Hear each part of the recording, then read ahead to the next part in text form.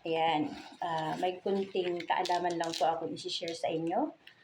Na dapat po, lagi po tayong mayroon pang BP sa loob ng ating pamamahay. Dahil napakalaking bagay po nito, napakalaki po ng napaka-importante po nito sa ating pamilya. Kaya lang, bago po tayo magsimula kung paano po gamitin ang blood pressure na ito po ay tawag ito ay sphygmomanometer. Dapat alam niyo po yung mga part ng sphygmomanometer. Ito po ay ang pressure cuff. Ito naman po ay ang pressure fastener. At ito naman po ay ang pressure gauge. At ito naman po ay rubber bladder. At ito naman po isa ay ablation valve rubber pump.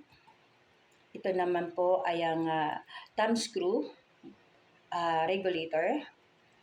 Thumb screw regulator. At ito naman po ay ang rubber tube. Dapat po alam po natin lahat ng parte ng sphygmomanometer bago po tayo mag-BP sa client or sa ating pamilya. Napakahalaga po nito na magkaroon po tayo na ang bawat bahay ay ang bawat pamilya ay magkaroon ng blood pressure, sphygmomanometer dahil napakahalaga po nito. Hindi na po tayo lalabas sa hating gabi kung ang ating pamilya ay hindi magandang pakiramdam. At ito naman po ay ang stethoscope. Ito naman po yung parte ng stethoscope, yung sa earpiece. Ito po yun, yung sa tainga nilalagay. At ito naman po yung white tube or metal tube. At ito naman po ay ang rubber tube. At ito naman po ay ang diaphragm. At ito naman po ang bell. At ito naman po yung switch ng on and off. Pagka wala po kayong ingay na maririnig, dapat po nakaharap sa inyo yung diaphragm.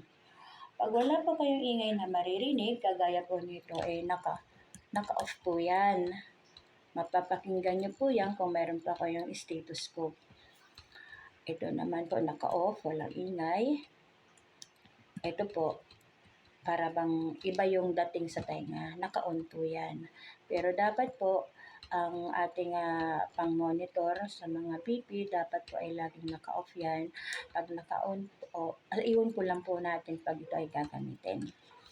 Sana po nagustuhan nyo po at naluwanagan po kayo. Please share po, follow po